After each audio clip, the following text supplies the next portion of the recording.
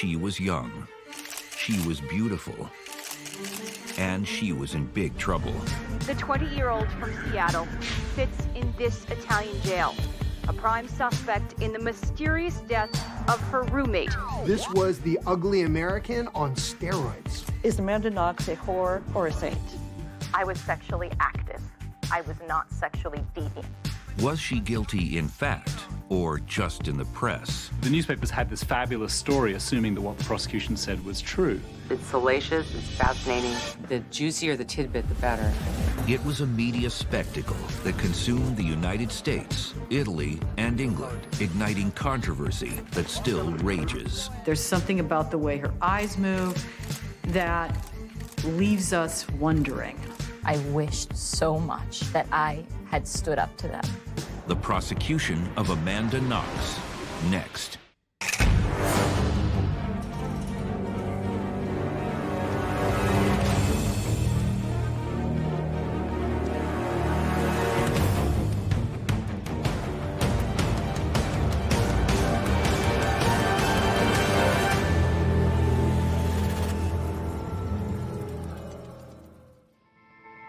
Perugia, Italy is a storybook city, famous throughout the world for its chocolates, and equally famous to students as a party town, where getting high and hooking up is like a prerequisite for the college experience. To the average American tourist, this town looks like an idyllic Italian mountain town, filled with beautiful art and churches.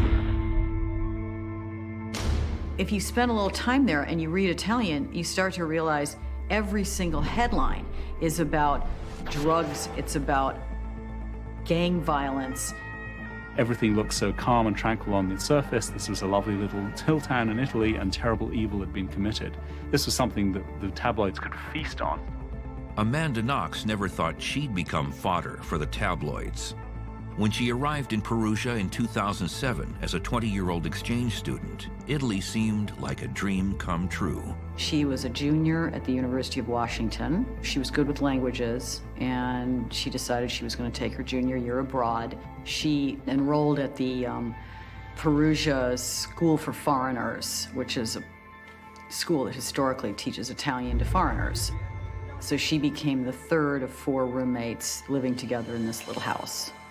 2 of the roommates were Italian. Amanda described one as offbeat and the other as a bit of a hippie. The third housemate was 21-year-old Meredith Kercher, a British exchange student. Amanda found her exotically beautiful and friendly. Next to Amanda, however, all 3 seemed almost reserved. Amanda is from Seattle. She was considered eccentric in Seattle, which prides itself on its eccentricities. The way that you comport and present yourself to the people around you in Italy is of extreme importance. But she had this sort of extreme version of being blithe and carefree and careless, and actually kind of took pride in it. But in Italy, it's just not done, and especially not young women. As the newest and youngest of the roommates, Amanda and Meredith found much in common. They also shared a bathroom at one end of the house.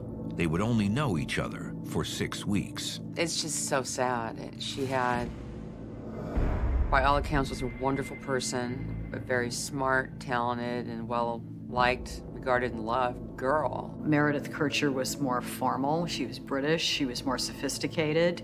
She was there with a pack of friends who she knew from the University of Leeds, so she was in a much more secure place. Amanda was like a lone wolf running around, basically picking up guys. Amanda's free spirit and fresh-faced beauty even helped her get a part-time job. She was recruited to waitress at a bar owned by an African immigrant to Italy named Patrick Lumumba. He hired her because she was American and pretty, and he hoped that she would attract more male patrons. The first big holiday of the season was November 1st, All Saints' Day. In Italy, it's a sacred time when families honor their ancestors. But for foreign students like Amanda Knox and Meredith Kercher, it's a traditional party time, not unlike Halloween. Amanda and Meredith had the cottage to themselves. Their Italian roommates were gone for the night. Amanda had just started dating Raffaele Solecito, a young student whom she had met a week earlier. Raffaele Solecito was in love, but how many people fall in love at 23 and think it's forever? They met at a classical music concert, but those things weren't reported. It was much more that she was this wanton, kind of sex-crazed vixen. For that 1 week, they spent every night together. It was a romantic whirlwind, until the morning of November 2nd, 2007. After another evening with Raffaele, Amanda returned to the house early in the morning. She said she had no idea that Meredith Kercher was dead in her bedroom. Her throat had been slashed, and she'd been sexually assaulted. Amanda Knox came home the day after the murder to take a shower. She took the same shower every single time she stayed at Raffaele's because he had this really crummy, guy-type, moldy shower. So she came home to shower and change her clothes. She came in and saw kind of weird little things in different parts of the house. But being Amanda Knox and being a bit eccentric, she still took a shower. She noticed, first of all, that there were blood drops on the sink faucet. And when she got out of the shower, a kind of a bloody spot on the blue bath mat. But she thought maybe Meredith was having her period and had just dripped blood, or that the blood on the sink had been dripped from her ear. Amanda Knox had gotten 11 ear piercings that week. She went into the other bathroom, not the bathroom that she uses all the time, but the other bathroom to get a hairdryer and blow dry her hair. At this point, Amanda's story takes an odd turn. There she found feces in the toilet, which kind of grossed her out because it was a nice, clean house. And so those particular roommates that used that toilet were the cleanest women in the house. So she couldn't figure out why didn't they flush the toilet, and thought it was really weird and creepy, and she did not flush it. And she went back to Raffaele's house for breakfast. People find that very hard to understand. And, the explanation is that she was young and innocent and a little bit naive. In her words, she was stupid about it, but stupidity is not a criminal offense. Amanda tries calling Meredith several times before she and Raffaele return to the house. In another odd twist, the police arrive a short time later. They're investigating the theft of 2 cell phones that were registered to Amanda's roommates. First thing they do is go inside and notice Meredith's door is locked. She doesn't answer the door. They open the door of one of the other roommates, and there's a room in utter disarray with a broken window, broken glass everywhere, clothes strewn around, drawers pulled open, and clearly somebody has been in their house. And then everybody starts to become concerned. Meredith's door is locked. No one is prepared for what they find in Meredith's room. The scene is a bloodbath. She was lying on the floor covered by a duvet, and her foot was sticking out, and there was blood everywhere, like on the walls, on the closet, everywhere. The house was sealed off. Amanda and Raffaele remained outside. Their behavior quickly drew the attention of the police. So the body of Meredith Kercher had just been discovered in the cottage, and they were outside comforting each other, and the camera started rolling. And they were not aware of that, and so they kissed like these little pecks 3 times. As the police gathered information, a lead investigator was brought onto the case, Giuliano Menini. Right, what people don't understand is that a prosecutor like Giuliano Menini is both investigator and prosecutor, so he's controlling what the police look at. The devoutly Catholic Menini was known as a tough, no-nonsense prosecutor. He is a staunch Catholic. He believes that in his town there are people who are practicing these dark ritual acts, and that the fact that it happened on All Souls Night was part of the clue to him that this was a ritual act. We used to say, every day is Halloween to Menini. Every day was satanic, every day was witchcraft. Every day you had these kinds of ritualistic overtones, and that's what this overlay was in the case. Giuliano Menini and the police were not buying Amanda's story. It was hazy at best. Was there opportunity? Yes. But was there motive? Giuliano Menini is the kind of person who can come to a crime scene and see a beautiful English girl lying dead in a pool of blood and fantasize a 4-way orgy.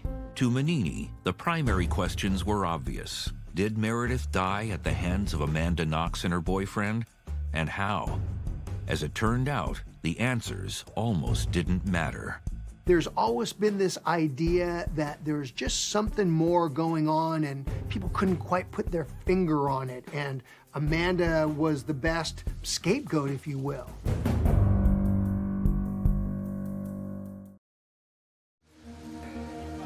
Investigators have been picking apart this case, bringing in forensic experts, criminologists. For the press in both America and Italy, it wasn't just the story of the year, it was the story of the century.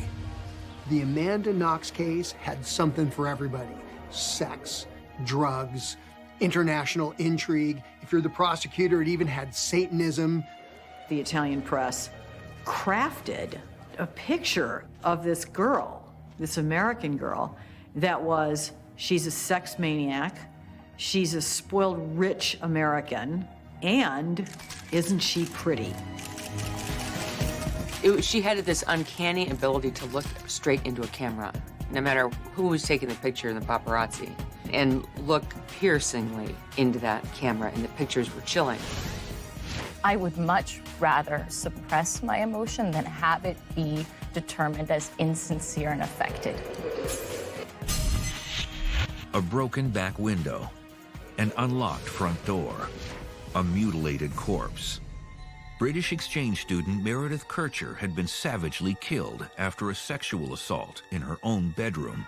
The murder resonated throughout Perugia. As the days progressed and this crime became known to the community, students were fleeing in fear. My God, there's a homicidal maniac in our town. Just outside the crime scene, Meredith's roommate, Amanda Knox, and her boyfriend of 1 week, Raffaele Solecito, were acting as if nothing had happened. The police began to suspect they were involved in the murder, thanks in part to the now infamous kiss. This kiss was caught on camera, and then they were accused of behaving inappropriately in the context of a murder investigation. With her house now a crime scene, Amanda moved in with Raffaele. Police kept close tabs on both of them. Meanwhile, prosecutor Giuliano Menini developed a theory. Raffaele was naive and willing to please, caught under the spell of a racy American temptress, a woman who may well have been part of a secret satanic cult. Investigators began interviewing potential witnesses. They asked everybody from that house to come to the police station to be questioned. All of the Italians who lived in the house showed up with adult advisors, parents, professors, or lawyers. In the Italian justice system, just like the American justice system, anytime the police want to see you, it's smart to lawyer up. Raffaele Solecito didn't think that he had anything to lose. All he did was help out Amanda when she was upset and asked him to come back to the house and see what was going on at her house. Like Raffaele, Amanda arrived without counsel. She may have been eccentric, but Menini reportedly considered her a narcissist and a she-devil. Amanda even seemed to preen in front of the police, with a few suggestive yoga stretches.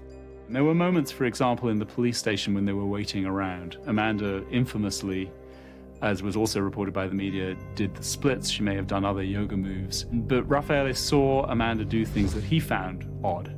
For example, she curled up on him like a koala bear. Somewhere deep down, he felt uncomfortable. For Raffaele, things got worse during his questioning.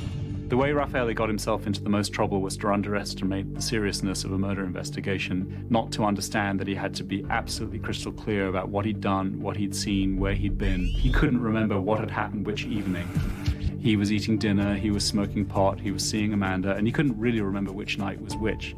So when the police asked him, he had a tremendous difficulty remembering, did she go to work that night? Did she not go to work that night?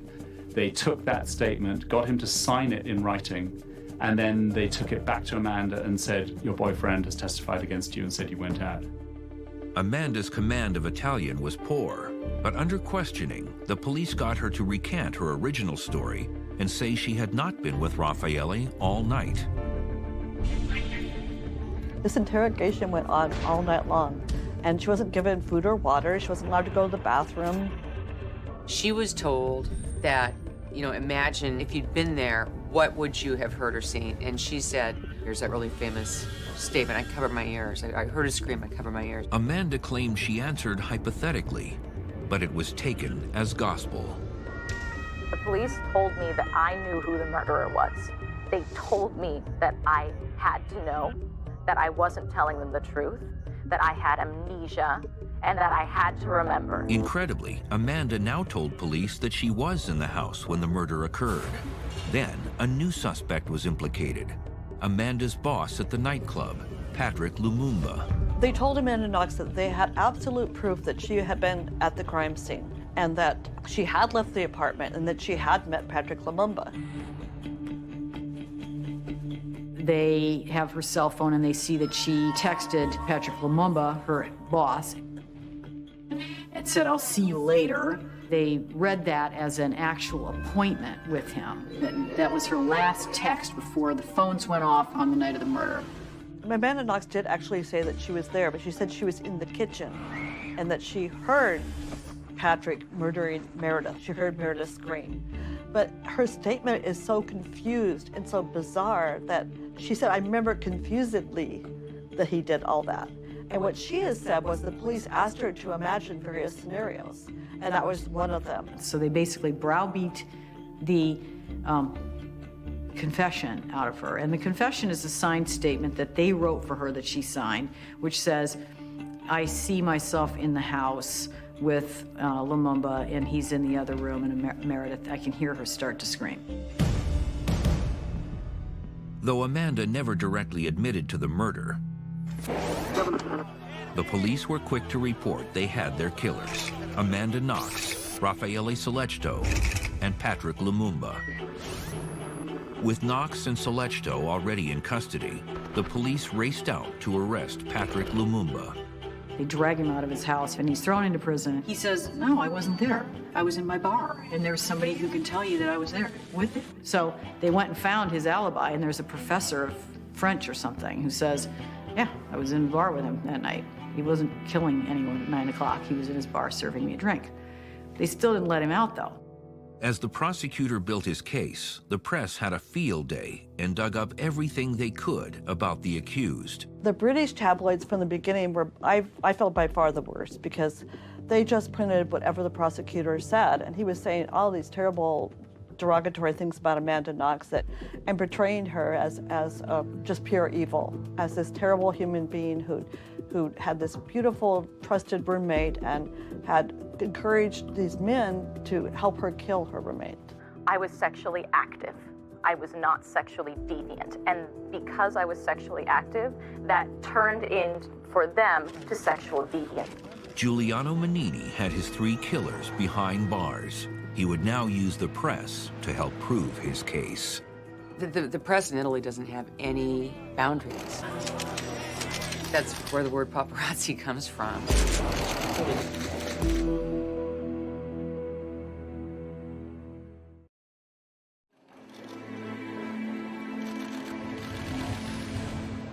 The Amanda Knox case was a media juggernaut. And once this case got going, it had a life of its own. We all first heard about the case when we turned on our televisions. Anything after that, my head is all confused. The incident has left me very confused. And there was an American college student in Italy being paraded on a perp walk. And so that was absolutely a shocking image that went viral. If she was an ugly girl, would we have a different feeling about her? Let's not overlook that the real victim in the case is Meredith Kercher and her family that continues to grieve. We need to find out what happened. For the tabloids, however, Meredith Kercher wasn't the story. This was all about Amanda Knox. In the Amanda Knox case, the media played an enormous role. This was a case that was front and center in all of the Italian media, and they looked at her as this sex demon. You know, here she was, an American on their soil, committing heinous crimes. But some were beginning to question the facts, at least as presented by the Italian prosecutor. In Italy, you can't just go to the court building and say, "May I please have all the court records that have to do with this trial?" The way it's done there is all the lawyers who were involved, and sometimes the police, hand to their favored reporters what they want them to have. With Amanda in deep legal trouble, her mother arrived in Italy. eager to change public opinion about her daughter. Look at you. Okay. I mean, as an innocent person, it's really hard for her. But there is no evidence of Raffaele or of Amanda that connects them to that crime. Because she told me, what had happened to her in the interrogation. She told me, I never confessed to anything. They asked me to imagine possibilities, and, I've now learned that that's a tactic that they use. The only thing that they were fixating on was the fact that I must have met Patrick. And so I said Patrick. And then they set up this entire scenario of having met Patrick, about having heard Meredith scream, and I signed to it just to make it stop. Who do you know that's black, I think is what they said. And she said, Patrick. She didn't say, like, you keep hearing, like, he did it. No, he's the one, arrest that guy. He's the murderer. When fingerprint results came in, the case took a new turn. There was an African man at the scene of the crime, but it wasn't Patrick Lumumba. If you're an immigrant, you have to check in once a year with the police, I believe. You are considered a guest, and the fingerprints are known to them. They happen to be on file in the police station. They belong to a man named Rudy Guede, an African immigrant's son. Rudy Guede was a drifter, originally from the Ivory Coast. He partied on the periphery of student life and was suspected of several recent crimes around Perugia. Rudy Guede had a history with knives and violence and break-ins.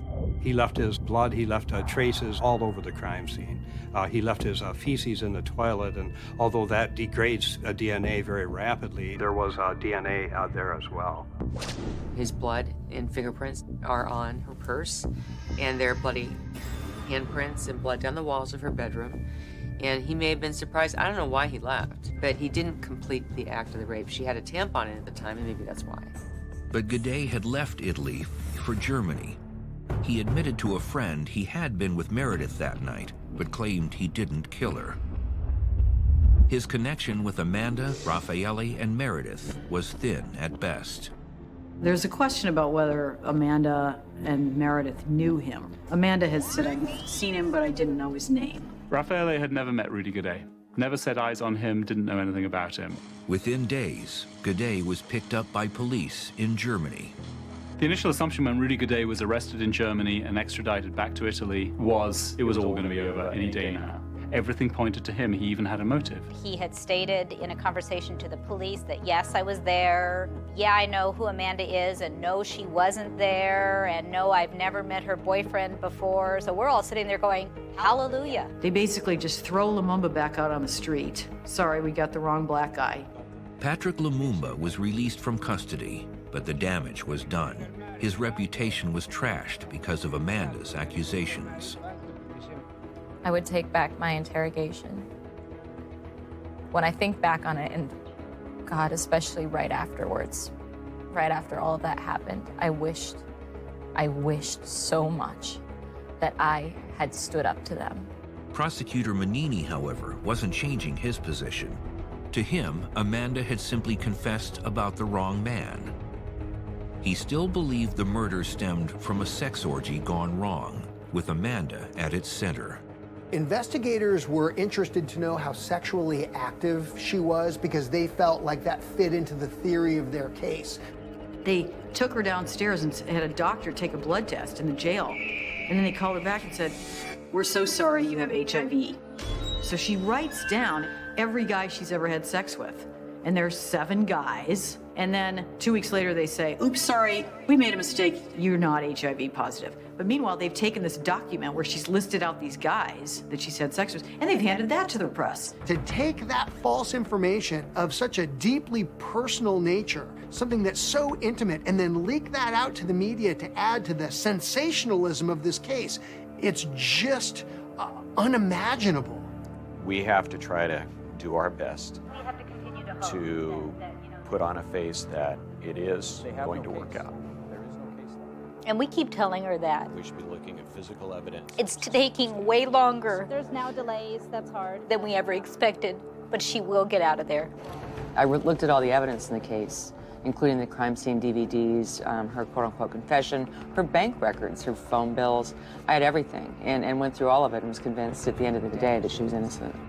With the evidence pointing at Rudy Guede as the lone killer, Would the prosecution actually put Amanda Knox on trial for a murder she didn't commit? If the Amanda Knox case would have been tried in America, it would have been the Rudy Guede case, period.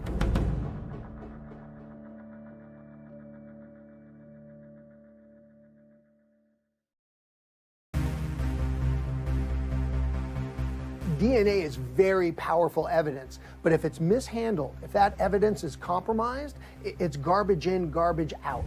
Their investigation technique was really just appalling. If you ever get into the system, it's very hard to get out. I was not strapping on leather and bearing a whip. 14 months have passed since Meredith Kercher was murdered. Amanda Knox and Raffaele Solecito have spent the entire time waiting in jail for their day in court. For Amanda, the ordeal is compounded by the peculiarities of the legal system. Italian juries work differently than ours. The judge is a member of the jury. The judge actually leads the jury in its decision-making. In Italy, they take their time. And the case may start at one point, then adjourn for a couple of weeks. You'll have another day of testimony, a longer adjournment. And so this keeps people on pins and needles for a lot longer. Before trying Amanda and Raffaele, the Italian court will prosecute the third suspect in the case, Rudy Guede, who has requested a separate fast-track trial.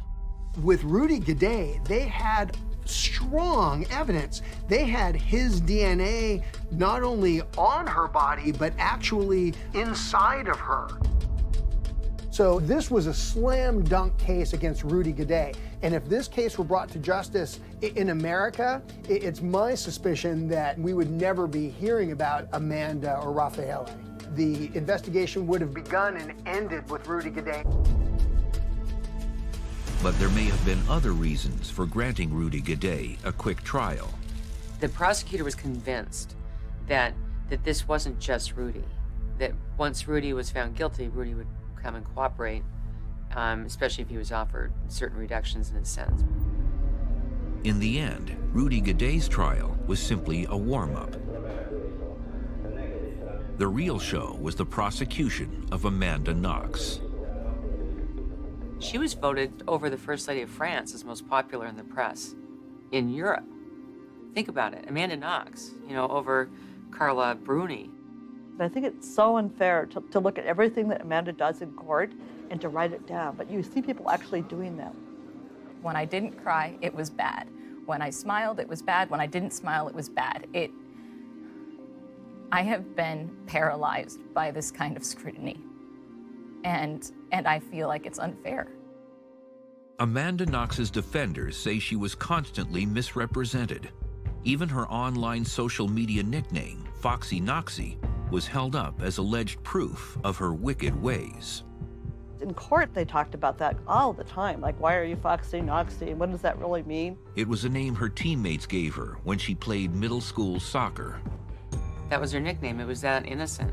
Nobody called her that in Seattle. Nobody called her that when she was in Italy. No one called her that post probably age 14. At the same time, the media virtually ignored Raffaele Solecito. Raffaele in the media was almost invisible. He was Amanda's boyfriend. He was alleged to have been involved somehow. The prosecution made various allegations against him, but really nobody focused on him. The trial was a long, slow process, and the media constantly milked the emotions of the public. Prosecutor Mignini, who tells wonderful stories, would get up and say, Amanda did this, Amanda did that, and they would just write it down as though it happened in front of their eyes.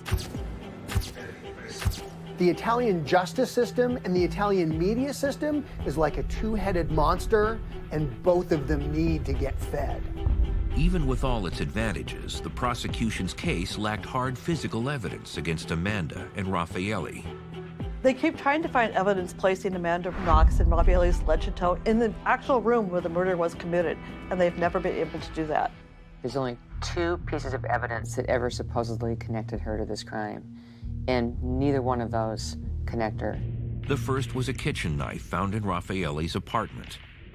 In the case of the knife, the media mantra on this, the thing that they kept repeating over and over again, was that it had Meredith's DNA on the blade and Amanda's on the handle. It did not have Meredith's DNA on the blade. If a spoon was taken from your kitchen drawer and tested by the same techniques, that spoon would be shown to have Meredith Kercher's DNA on it. It really was pseudoscience. The second piece of evidence was Meredith's bra clasp, found at the crime scene, allegedly carrying Raffaele's DNA. So they went back in some 40-some days after the original crime scene investigation and brought back that bra clasp. Didn't collect it for like 6 weeks.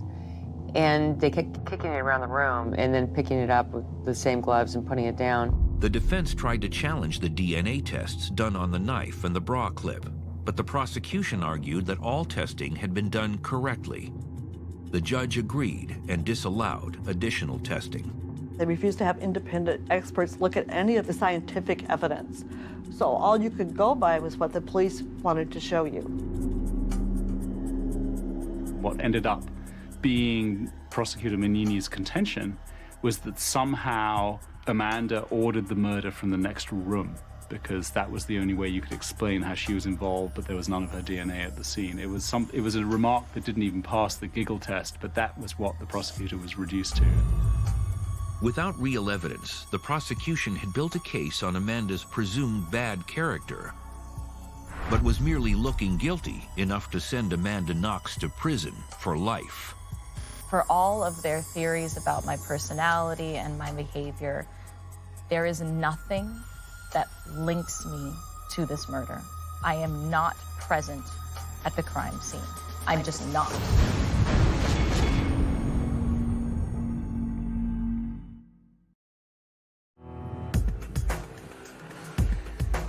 The more you know about Amanda Knox and Raffaele Sollecito, the less likely you are to believe that they're guilty. If you met Raffaele Sollecito, you'd realize the idea of him harming a fly is absolutely absurd. The idea that I could have participated in a murder and yet be not present at the crime scene is ludicrous. The trial of Amanda Knox and Raffaele Sollecito lasted almost 12 months. Finally, on December 4th, 2009, just over 2 years after the murder of Meredith Kercher, a verdict is reached. Breaking news from Italy, Amanda Knox found guilty of murder. The verdict for the 22-year-old American handed down earlier this evening, and we're told she was sobbing while the decision was being announced. You could really hear a pin drop in that room. The judge dispassionately saying that both were guilty, giving Amanda Knox 26 years, her former lover 25 years for the brutal murder of Meredith Kercher. When the verdict came down, there were parties in the street. I mean, people seemed to be overjoyed with the fact of her conviction. As an American living in the 21st century, being present at the conviction, which was announced at midnight on a foggy night with a crowd of townspeople shouting Assassina Americana, was the closest thing I will ever come to, I think, in my life, witnessing an actual pagan scapegoating ritual. The prosecution and Meredith Kercher's family felt justice had been served.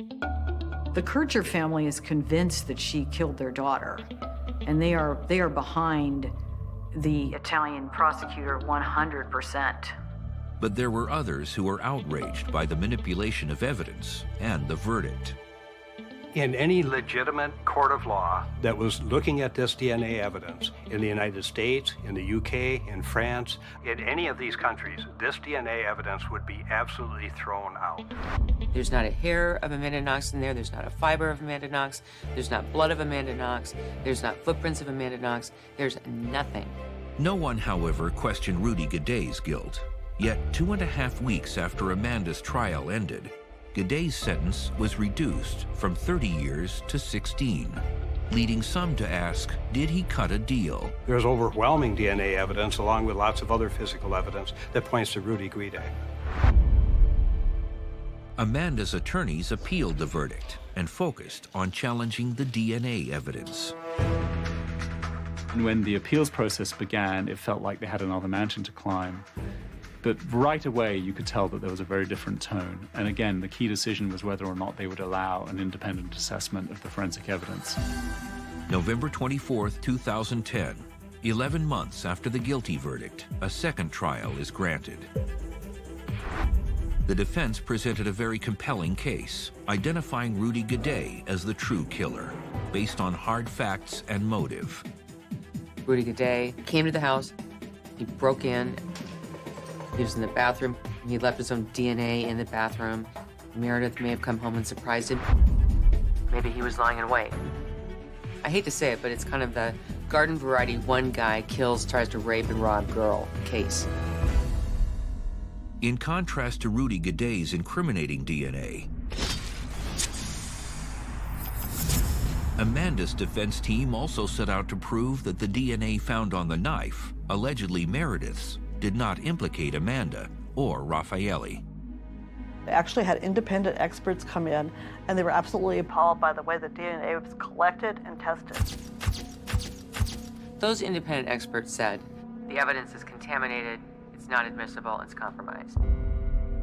But what they thought was Meredith's DNA was not DNA at all. It was nothing. It didn't match her in any way, shape, or form. The prosecutor, trying to rebut that, suggests that somehow Amanda went back and cleaned up the DNA. It's a ridiculous notion. It's crazy. Somehow they can have this special vision that allows them to see DNA. So Amanda and Raffaele were able to go in, all night long they worked, and cleaned up only their DNA and left Rudy's DNA all over the place. Amanda and Raffaele tried to remain hopeful about the second trial, but public opinion was still against them, and they had already spent years behind bars. There were times when I thought I was going crazy in prison, and I was literally just talking to my younger self when I was alone. I would be alone in my cell, thinking about the past and thinking about all of my regrets.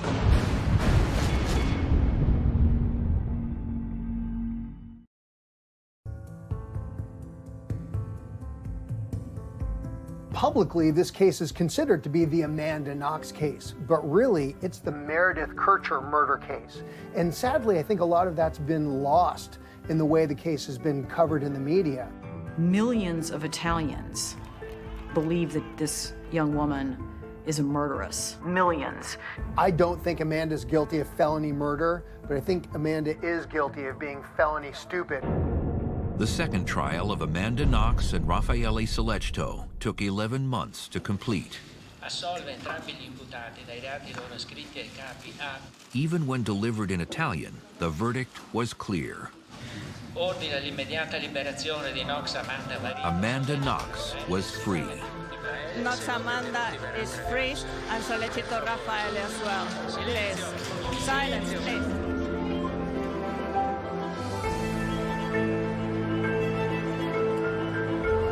In the fall of 2011, after these kids had been in prison for 4 years, a Perugia appeals court threw the case out, overturned it, and they walked, and they went home.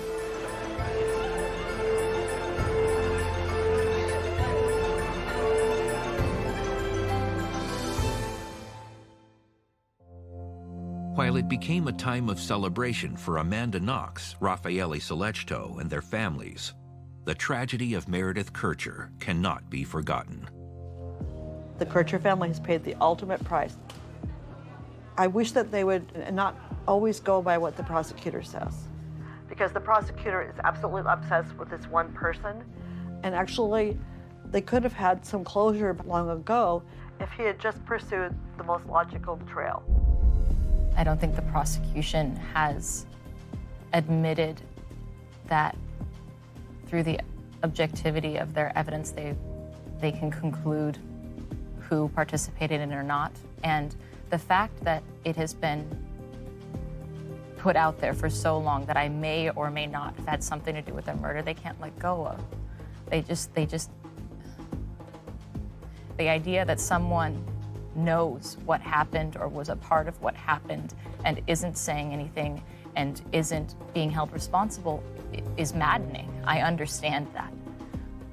But it's not.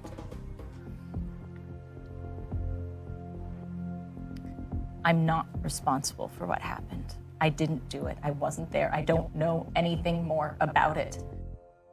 This is a case where there's DNA evidence that shows that the murderer is in prison, but yet there's this feeling that somehow justice hasn't been served.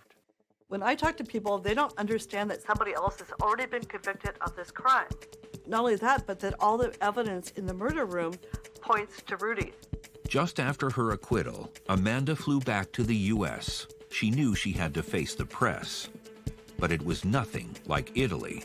When Amanda came home, there was a huge crowd. My family's the most important thing to me right now, and I just want to go and be with them. So, thank you for being there for me.